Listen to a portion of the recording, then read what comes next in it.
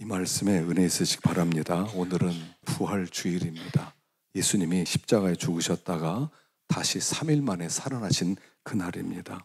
부활은 설명할 수 없는 진실입니다. 부활은 믿는 것 외에는 우리의 논리로는 설명이 안 돼요. 사람이 죽었다가 살아났고 살아난 다음에 죽지 않는 몸이 되었고 아직도 살아계시는 그런 주님이시냐, 이것은 말로 표현이 안 됩니다. 믿음 외에는 이것을 이해할 수 있는 길이 없습니다. 예수를 믿는다는 것은 부활하신 주님을 믿느냐 안 믿느냐로 결정됩니다. 여러분, 우리는 역사를요 BC와 AD로 나눕니다. BC는 Before Christ, 예수님 오기 이전. AD는 아노 도미네, 주님 이후, 이런 뜻이에요. 좀 더 정확하게 말하면 주님의 부활 전의 세계와 부활 이후의 세계, 두 세계로 나눌 수가 있습니다.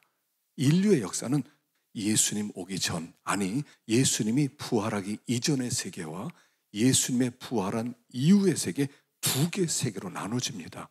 사람도 마찬가지예요. 예수를 믿기 전의 생애와 예수를 믿은 이후의 생애, 부활을 믿기 이전의 생애와 부활을 믿은 이후의 생애, 두 개로 나뉘어지는 겁니다. 그래서 예수의 부활을 믿는 사람은 AD를 살아가고, 아직 나는 부활을 못 믿겠어, 그런 사람들은 BC를 살아가는 것입니다. 부활절을 우리들이 만날 때마다 여러분들이 정말 예수님을 만나는, 또 예수를 믿는 그런 은혜가 있기를 간절히 축원합니다. 왜 부활이 그렇게 중요한가 하면, 사람들은요 안 죽고 싶어 해요. 안 죽고 싶잖아요. 안 죽을 수만 있다면, 내가 죽지 않고 이 젊음의 몸을 영원히 유지할 수만 있다면 얼마나 놀라운 일이겠습니까? 오늘 예수님께서 부활하셨다고 우리에게 선포하고 있어요.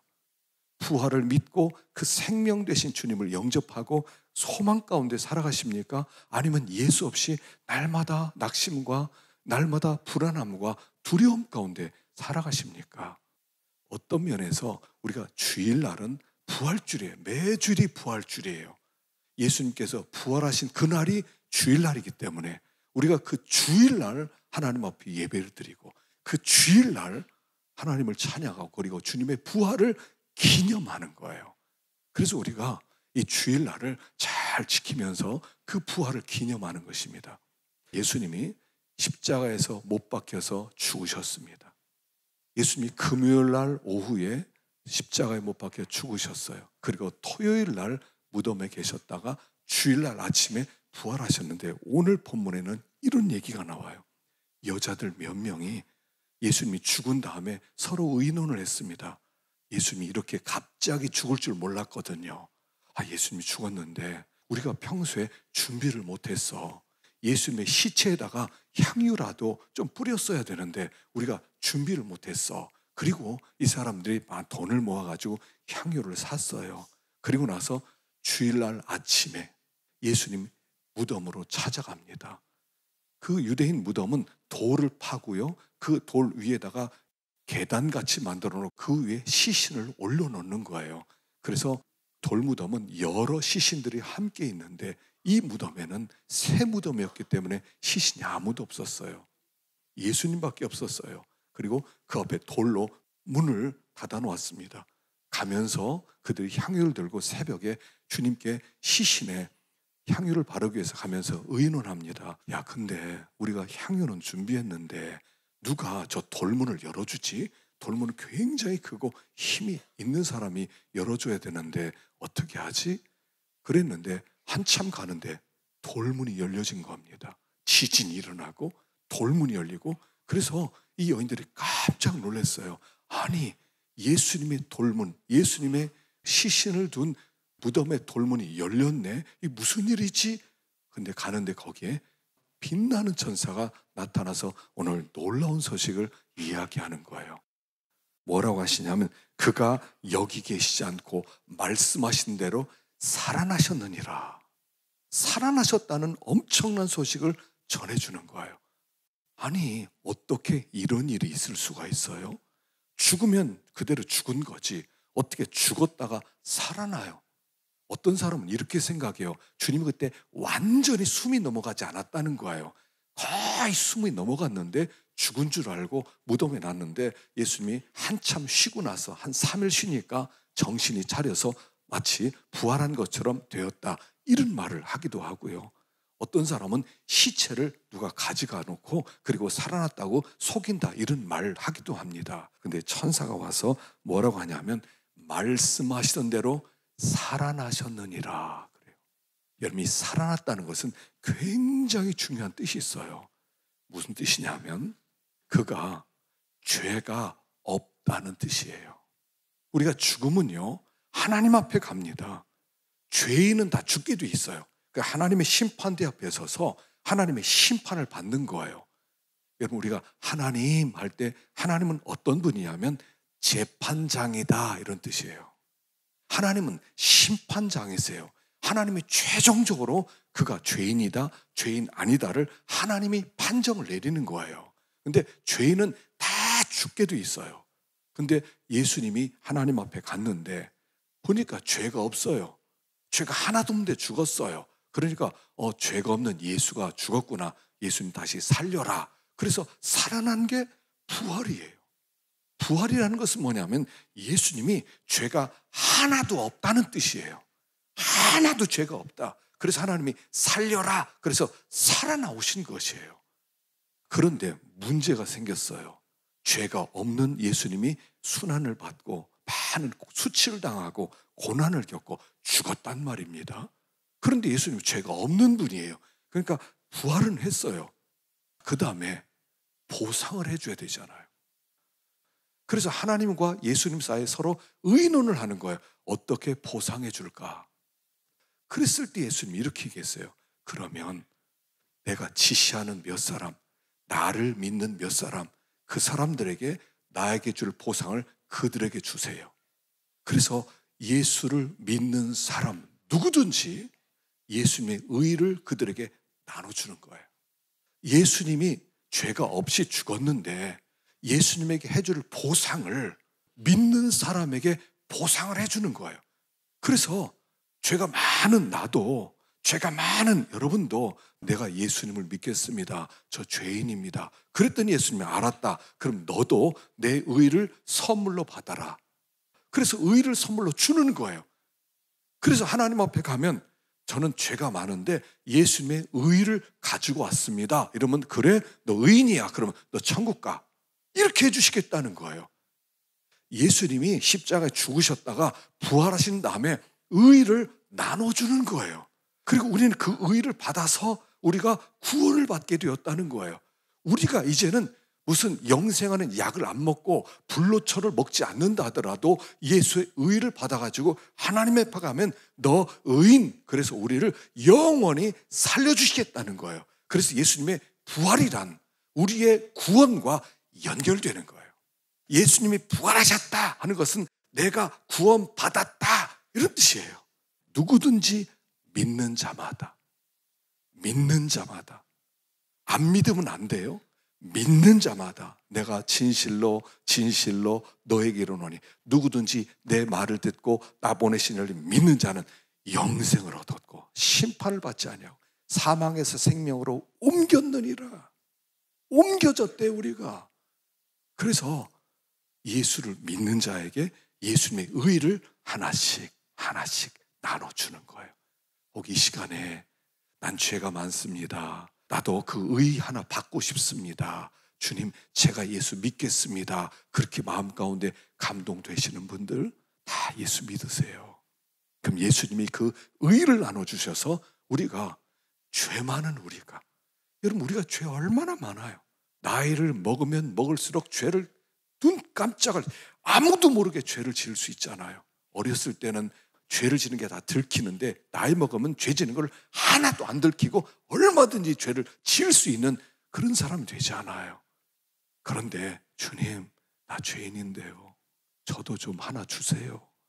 저도 좀 불쌍히 여겨주세요. 그런 자에게 하나님이 이 은혜를 주셔서 이 의를 주셔서 우리를 구원하신다. 이런 얘기가 그가 살아나셨느니라 하는 그런 뜻이에요. 그러니까 이 여인들이 너무 기뻐했어요. 너무 놀라면서도 예수님이 살아났다고 그러니까 너무 놀라면서도 기뻐하면서 막 무덤을 떠납니다. 제자들에게 알리자 이거. 그리고 막 다른 박질 쳐서 제자들을 찾아갔다 이런 얘기예요. 예수님께서 죽은 자 가운데 살아나셨다는 거예요. 그 얘기는 뭐냐면 죽음이 정복되었다는 뜻이에요. 더 이상 죽음이 왕노릇하지 못한다는 뜻이에요. 이제 우리는 죽음을 뛰어넘는 사람이 되었다는 뜻이에요. 그러니까 기쁨이 있죠. 병에 걸려서 죽어가는 사람에게 당신 여기 특효약이 있습니다. 얼마나 좋겠습니까? 이런 것과 똑같은 거예요. 예수님이 죽음을 정복했다는 얘기는 놀라운 얘기를 하는 거예요. 여러분 이게 죽음이 얼마나 두려운지 몰라요. 죽음은 최고의 독재자예요. 죽지 않는 사람이 없어요. 여러분 죽음 그러면요 다들 부들부들 떨어요. 죽음은 이 세상의 최고의 공포예요. 사실 우리가 제일 무서워하는 게 뭐예요? 제일 무서워하는 게 죽음이에요. 안 죽고 싶어요. 죽지만 않을 수 있다면 얼마나 좋을까? 안 죽고 영원히 살 수 있다면 얼마나 좋을까? 그런데 예수님이 그 죽음을 정복하셨다는 거예요. 그래서 우리들에게 이 기쁨을 주시는 거예요. 여러분 예수님이 죽음을 정복하셨대요. 기뻐하세요. 와, 예수님이 죽음을 정복했어. 그래서 예수를 믿는 사람은 죽음이 없어요. 성경은 죽는다는 말을 안 해요. 예수를 믿으면 그때부터 우리는 사는 거예요. 숨이 넘어간다 하더라도 다시 살아나요. 왜냐하면 예수님이 우리에게 의를 선물로 주셨거든요. 그게 우리 안에 생명이에요. 생명. 내 속에 생명의 씨가 있어요. 그래서 내가 화장터에 가서 나를 다 태워서 연기가 되고 그 다음 뼈를 막 갈아가지고 가루가 된다 하더라도 내 안에 생명은 꺼뜨릴 수가 없어요. 내가 물에 빠져서 고기가 나를 다 뜯어먹는다 하더라도 내 생명은 빼앗아갈 수가 없어요. 오래전에 그런 기록이 있었어요. 3,000년 된 미라를 찾았대요. 이집트에서 아주 오래된 일이죠. 미라가요 꽃 한 송이를 들고 있었대요. 공기에 접촉되는 순간 그 꽃이 재가 돼서 싹 사라지더래요. 근데 거기에서 씨가 몇 개 떨어졌대요. 씨 몇 개를 떨어졌는데 어떤 분이 그걸 가지고 실험을 하기 위해서 심었어요. 근데 다 죽었는데 씨 하나에서 꽃이 피었어요. 그 꽃이 이름이 뭐냐면 달리아래요. 아시죠? 그게 그렇게 나온 거래요. 달리아. 3,000년 된 꽃이에요. 3,000년 된 씨앗이에요. 근데 씨앗 속에 생명이 있었어요. 예수를 믿는 사람 속에는 예수의 의가 들어와서 그게 생명으로 와 있어요. 우리 속에 피도요 다 똑같은 피가 아니에요. 어떤 피에는 B형 간염 백신이 있는 그런 피가 있고요. 어떤 사람은 피가 백신이 없는 그런 피가 있어요. 다 달라요. 피도. 그것처럼 우리 안에 생명이 있는 사람과 생명이 없는 사람이 있어요. 예수가 있는 사람은 생명이 있고 예수가 없는 사람은 생명의 씨가 없다는 거예요. 그래서 예수님께서 죽음이 정복되었다 하는 기가 막힌 소식을 전해 주었습니다. 그리고 나서 한참 가는데 예수님이 계신 거예요. 예수님을 만났어요. 그랬더니 예수님이 샬롬 평안할지어다 평안하냐 하고 말씀하는 거예요. 그랬더니 여인들이 엎드려서 그 발을 붙잡고 경배를 했대요. 그전에는 경배까지는 안 했어요. 예수님 참 귀한 분이다. 하나님의 아들이다 그랬는데 부활한 주님 앞에 엎드려서 경배를 하는 거예요. 왜 경배를 했냐면 그분은 죽음을 정복하신 진정한 왕이시니까.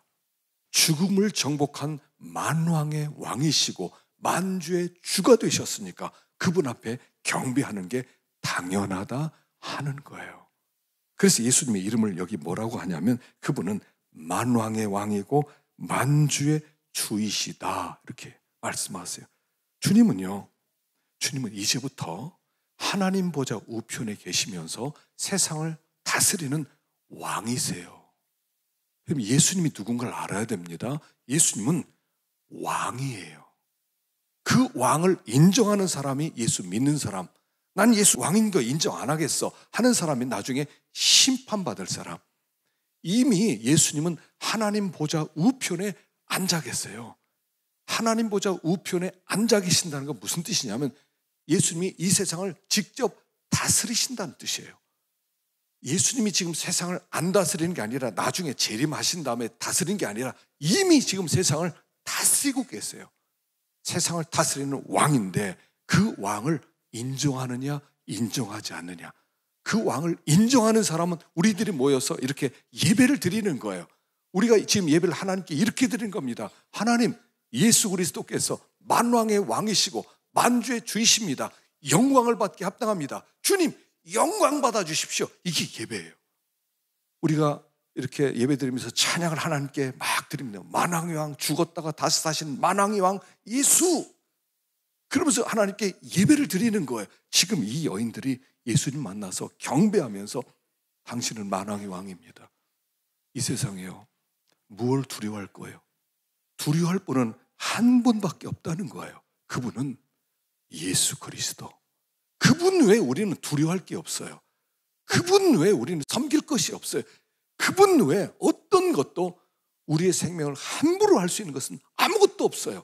예수 그분밖에 없어요. 죽었다가 다시 살아나신 그 예수가 진짜 왕이라는 거예요.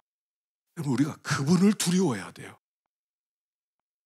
몸은 죽여요. 그러나 육신은 죽이지만 영혼은 못 죽여요. 바로 천국에 가는 거. 우리는 몸은 죽이는데 영혼은 못 죽여요. 그러나 예수님은 몸과 영혼을 지옥에 던질 수 있는 분이세요.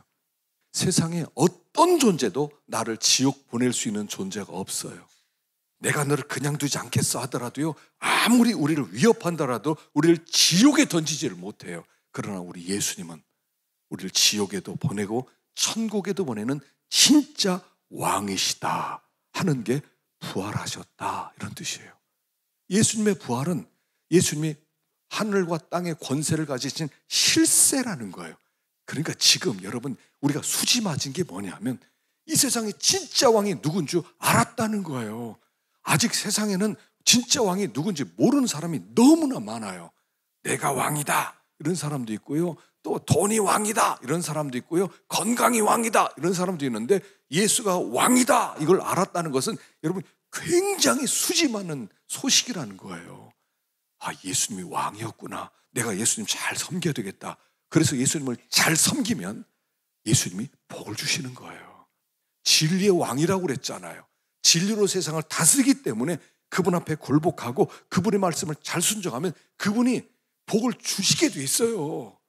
여러분, 예수를 제대로 믿으면 복을 받게 돼 있어요. 예수를 제대로 말씀대로 순종하면 복을 받는다니까요. 그분은 왕이시기 때문에 그래요.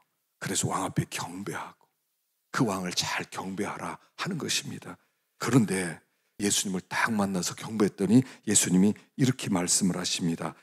무서워하지 말라. 내 형제들이 가서 갈릴리로 가라 하라. 거기서 나를 보리라. 예수님이 부활하셨다는 것은 무슨 뜻이냐면 다시 살아나셨다 이런 뜻이에요. 그분은 죽지 않으시는 분이다 이런 뜻이에요. 언제든지 그분을 만날 수 있다 이런 뜻이에요. 언제든지 그분과 교제할 수 있다 그런 뜻이에요. 언제든지 그분과 함께 살 수 있다 이런 뜻이에요. 부활하신 주님이 지금도 살아계시는데 지금도 살아계신 그분이 우리와 함께 하기를 원하시고 우리를 만나기를 원하시고 우리에게 말씀을 들려주시기를 원하신다는 거예요. 그럼 이제부터 예수님의 부활을 믿는 우리들은 그 부활하신 주님과 함께 살아갈 수 있다 하는 뜻이라는 거예요. 그런데 어디에서 만날 수 있다고요? 갈릴리예요. 갈릴리는 어떤 곳이냐면 팔레스틴 지역은요, 아래 지방이 유다 지방이에요. 그 옆에는 사마리아예요. 위에는 갈릴리예요. 그런데 아주 가난한 사람들이 몰려 사는 곳이 갈릴리예요. 아주 무시당하는 사람들이 사는 땅이 갈릴리예요. 거긴 가난한 사람들이 몰려 있고요, 거기에는 실패한 사람들이 몰려 있고요, 거기는 연약한 사람들이 몰려 있고요, 부자들은 다 이 밑에 유대 지방에 살고 있었거든요. 그러니까 갈릴리에서 만나자는 것은 예수님의 관심이 어디에 있느냐, 부활하신 주님의 관심이 갈릴리에 있다는 거예요. 연약한 사람이 있는 곳, 거기에는 무시당하는 사람이 있는 곳, 거기는 배우지 못한 사람이 있는 곳, 거기는 슬픔이 있는 사람들이 있는 곳, 거기는 좌절한 사람들이 있는 곳, 인생의 실패를 맛본 사람이 있는 곳, 거기가 갈릴리라는 거예요. 우리가 갈릴리에 있을 때 주님을 만나요. 이제 부활한 주님을 믿는 다음에는 사명을 받는데, 그 사명이 뭐냐면 연약한 자들을 위한 사역이에요. 거기에 주님이 계셔요. 주님의 역사를 볼 수가 있어요. 주님을 만날 수가 있어요. 성 프랜시스라는 사람이 있어요. 성 프랜시스 사람 아주 훌륭한 분이에요. 이탈리아 사람이에요. 아버지가 굉장히 부자였어요. 그 아버지가 많은 돈을 벌었어요. 성 프랜시스가요 23살까지 방탕하로 살아갔어요. 막 질퍽하게 죄를 짓고 살아갔어요. 어느 날 병이 들어요. 죽을 병에 걸렸어요. 그런데 프랜시스의 어머니가 훌륭한 분이에요. 그 어머니가 프랜시스를 기도를 많이 합니다. 우리 아이 살려달라고, 한 번만 기회를 달라고. 그 기도의 덕으로 이 프랜시스가 병에서 조금 낫기 시작했어요. 그리고 완전히 낫기 전에 하나님이 환상 하나를 보여줘요. 천군 천사들이 하나님을 찬송하는데, 그때 천사가 오더니 프랜시스를 불러서 이렇게 얘기해. 프랜시스야, 너 이제부터 좁은 문으로 들어가라. 그 좁은 문으로 들어갈 때 너의 영혼이 구원을 얻을 것이다. 그런 환상을 보게 돼요. 그리고 나서 그가 병에 완전히 나아요. 그리고 이렇게 생각합니다. 남은 인생 어떻게 살지? 그러다가 내가 가난한 사람을 위해서 살아야 되겠다. 그래서 가난한 사람들을 친구로 삼아요. 나중에 프랜시스는 결혼을 안 했는데 이렇게 합니다. 내 부인 이름은 가난이다. 가난 신부. 그래서 가난을 신부로 삼아요. 그리고 나서 그가 내가 가난한 사람들 돌보려면 가난한 사람 마음을 알아야 되는데, 가난한 사람 마음을 알려면 내가 거지 생활을 좀 해야 되겠다. 그래서 로마로 갑니다. 그리고 로마의 한 거지와 옷을 바꿔 입어요. 처음에 막 거지가 안 바꿔 입겠다고 그러는데 제발 좀 절을 하면서 바꿔달라고 그러니까 거지가 옷을 바꿔 입어요. 그리고 나서 거지 생활을 얼마 동안 하게 됩니다. 그리고 자기 고향 아시스로 돌아와요. 내가 가난한 자를 위해 살아야 되겠다. 그랬는데 한 번은 길을 걸어가는데 거기 한 수용소가 있었어요. 그 당시에는 병자들이 많았는데 특별히 나병 환자, 문둥병 환자가 아주 많이 있었어요. 그래서 문둥병 환자를 치료하기 위한 수용시설이 있었는데 거기는 냄새가 너무 나서 사람들이 거기를 가까이 지나가려고 안 해요. 멀리 돌아가려고 그래요. 그래서 한 번은 이 프랜시스 이렇게 지나가서 막 코를 막고 지나가는데 어떤 사람이 저기 엎드려 쓰러져 있더래요. 그래서 가난한 사람인가 보다 하고 달려갔는데 딱 돌아보니까 문둥병자가 엎어져 있는 거예요. 힘이 없어서. 그래서 그 사람을 치료해주고 그러는데 마음 가운데 이런 마음이 들더래요. 두 가지 마음이 싹 들더래요. 하나는 야, 너 빨리 도망쳐라. 야, 너 전염되면 너도 나병 환자인데 빨리 피해라. 이런 마음과 하나에서는 아니다. 이 아이를 돌봐야 된다. 이 사람 돌봐야 된다는 마음 두 개가 딱 들더래요. 그래서 갈등을 했대요. 그러다가 이렇게 생각도 했대요. 내가 싫어하는 일을 해야 되겠다. 내가 싫어하는 일은 치료하는 거잖아요. 그래서 고름 주머니가 있는데 고름 주머니에 입을 맞췄대요. 그리고 내 형제예요 하고 끌어안고 그를 치료해주고 보냈어요. 근데 그 순간에 마음 가운데 기쁨이 찾아오는데 이 세상에서 이런 기쁨을 맛본 적이 없는 기쁨이 막 물밀듯 들어오더라는 거예요. 그래서 그가 이 유명한 얘기를 하는 거예요. 내가 싫어하는 일을 할 때 기쁨은 찾아온다. 내가 싫어하는 일을 할 때 기쁨이 찾아온다. 그리고 나서 너무 좋아서 돌아보니까 문둥병자가 없는 거예요. 그때 그는 이렇게 고백합니다. 나는 문둥병자에서 예수님을 만났다. 그리고 그때부터 환자 사역도 같이 합니다. 한 번은 수돈이 잘 됐어요. 그런데 한 번은 강도떼들이 왔습니다. 먹을 게 없었던 강도떼들이 먹을 걸 좀 가져가려고 왔는데 이 수도사들이 막 힘을 합쳐서 강도떼를 다 몰아냈어요. 프랜시스는 출타했는데 출타해서 돌아온 다음에 그 이야기를 듣습니다. 강도떼가 덮쳤는데 잘 쫓아냈다고. 그때 이 프랜시스가 막 화를 냈다고 합니다. 아니, 우리가 하는 사역의 목적이 뭐냐? 가난한 사람 돕자는 거 아니냐? 그 사람들 쫓아내면 어떡하냐? 그리고 노발대발하면서 먹을 걸 다 한꺼번에 모으라고. 수도원에는 먹을 걸 다 모아가지고 그리고 강도 떼를 수도사들과 찾아갔다는 거예요. 그리고 절을 하면서 미안하다고 이거 먹으라고 하면서 먹을 걸 나눠줬어요. 그 강도 떼들이 그걸 보고 감동을 해서 그들이 하나님께 다 돌아왔다는 거예요.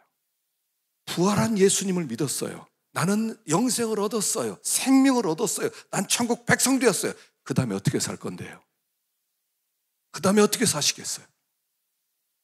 그 부활한 주님이 우리 곁에서 우리와 함께 일하길 원하시는데 어떻게 사실래요? 아, 나는 편하면 돼. 나 행복하게 살고 싶어. 여러분 계속 그렇게 사시겠어요? 주님이 우리에게 말씀하십니다. 갈릴리에서 만나자. 갈릴리. 없는 사람들, 무시당하는 사람들, 불행한 사람들, 낙심한 사람들, 실패한 사람들, 거기로 가라. 내가 거기서 너희들과 함께 일하겠다. 그래서 그곳에서 주님과 함께 사역할 때 놀라운 표적이 나타나는 거예요. 이제부터 부활한 주님을 만난 다음에 나 혼자 행복할래요? 나 혼자 편하게 살래요? 이러지 말자는 거예요. 이제부터 섬기면서 없는 사람 나눠주면서 그렇게 살아갈 때 부활하신 주님을 만나 뵈었고 주님과 함께 살아가다가 하나님 나라에 가게 되는 것입니다. 이 소명을 가지고 살아갈 수 있기를 축원합니다. 기도하겠습니다.